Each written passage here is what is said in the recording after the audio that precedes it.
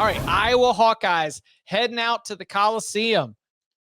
Lincoln Riley, he's out here saying, like, yeah, we embrace the expectations. It's hard to get here. We're talking to him about it. He says they got players, not players, they got coaches on the staff that have won championships, and they were trying to impart, that understanding to a group where, to Riley's own phrases, that haven't won a lot on a big stage. So USC is embracing the expectations, the opportunity that lies ahead of them. Any hangover from Iowa? Because otherwise, man, they played really well. Obviously, the committee thinks so too, knocking them down only a spot. But is this going to be, Tom, is this going to be unreasonable to expect Iowa to maintain what has been a good, solid level of play that we've seen from them over the last couple of weeks, given the travel, given sort of the hangover, body blow, chest cold type spot that they might be having? By the way, Dan Lanning this week, he's playing on a Friday night. Give me the Mucinex over on that guy. Because if he was in a cotton sweatshirt in the driving rain and 33 degrees for 5 hours, that man ain't healthy. I've made a point to try to listen to Dan Lanning press conferences this week, but I forgot.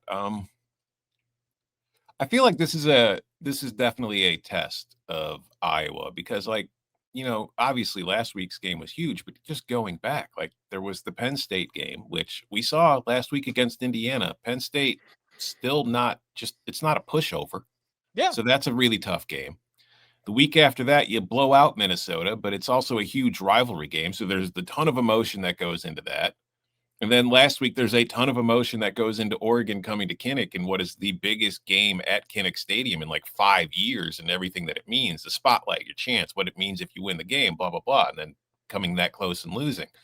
And so now you've got to, fly all the way across the country to face USC after those 3 straight home games. So, yeah, there is a chance. You talk about a letdown. You talk about the body blows. If it happened, it certainly wouldn't be the first time it's happened to a football team. And it's also, you understand it. And also then you toss in the travel. And we've discussed how the impact of the travel for all these teams in these cross-coastal conferences are impacting them. But I think as far as football is concerned, it's pretty simplistic to me, this matchup. Can Iowa cover those guys? Oh, yeah. Okay. If they can, then we got ourselves a game. If they can't, I don't see how Iowa keeps up because that was one of the bigger questions going last week into Oregon. But then DeCorian Moore's not playing, Kenyon Sadiq's not playing, Gary Bryant gets hurt. So the question of can Iowa cover those guys, they didn't have to. So, but this week they're going to have to. They're going to have to cover Lane. They're going to have to cover Lemon unless there's some secret injuries we haven't found out about yet that'll hit us on Saturday. So to me, that is huge. And also, can you force turnovers? Again, it's an Iowa game. But to the mystique of the Iowa defense, they have not been the great turnover machine this year that we're typically used to seeing when Iowa is playing as well as it is this year. They only rank 56 nationally in turnover rate on defense, but what they're still really good at is turning those turnovers into points and then special teams scoring points. But if you look at USC, their turnover rate on offense of 12.4% ranks 101st. This is a team that will give you the football if you get pressure on Jaden Mayava. Now, the turnover problem has been worse on the road than at home, but that's typically with everything for USC, which is something they have to factor in here. But I feel like Iowa's chance to win this game is going to come in the most Iowa way possible. Force turnovers, score on special teams, because USC special teams aren't exactly fantastic, and Iowa's are pretty damn good. So, Bud, where does Iowa how does Iowa win? It's very similar to, I think, what we talked about with Texas and especially Oklahoma. They really have one path to win. They have to make this game super ugly, super Iowa, which I think is much more difficult to do in the Coliseum. Michigan tried to do it and really couldn't do it out there. So look, this is probably the best, the biggest challenge that the Iowa passing defense has seen so far this year. Iowa's pass defense has been awesome so far. Now they didn't have any wide receivers that they played against last week. Correct. And Indiana obviously had some, has some dudes with Surratt and Cooper, but that was in Iowa City and this is in the Coliseum. I think if you're USC, I'm just going to throw everything I can at this run game.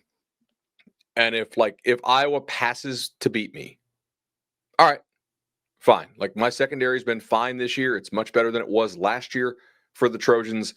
I don't think you respect the Iowa receivers very much. If you're a USC fan and you lose this game and it's because Iowa threw it all over you, you're like, all right, man, stuff happens sometimes. We executed our plan, which is first, second, last, take away the run, commit numbers to the run blitz. Like, do not allow Iowa to beat us with that offensive line and with that run game. Like Ryan in chat saying, like, heavy packages against Northwestern Michigan. Yeah. Like, obviously, Northwestern was running the ball on them some. If you watch, like, I know that finished in a blowout, but when USC went to that fake punt, like, Northwestern had moved it several drives in a row. So I don't know if USC can hold up in base against Iowa's attack, but I think if they really just go all in against the run, maybe you give up an explosive or two, but I don't know how much Iowa can really pass. And I think every time you get them in long down and distance, they're kind of dead for the most part, like playing the odds. They may hurt a couple, but it's unlikely that they're going to run so hot in those long down and distance situations. So I would just really, really try to take away the run, like, and just go all out against it. Iowa's bringing rain with them as a carry-on. Oh.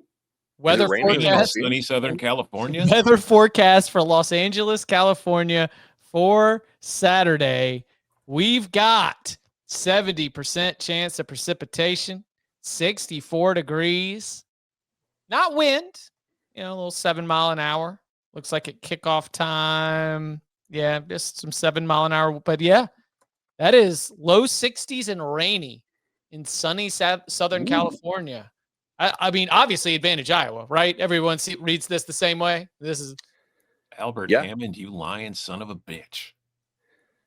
On the other hand, did Oregon expose something on this Iowa defense running the football? I think we've been talking all season long that Iowa, you cannot copy and paste the Iowa defensive line from 4 years ago. Correct. To your expectations for this Iowa defensive line. But that does, if you can get over that part, it's still a group that's played well. Like, it is still a pretty good group. And I think that to me might have been more of a compliment to Oregon and that offensive line manning up and figuring out how to go win that football game. You know what side of the line of scrimmage has improved for Iowa this year? The offensive line. Mm-hmm. And who also coached them while he was running the offense? Brian Ferentz. Huh. Funny how both things have improved. Jeez.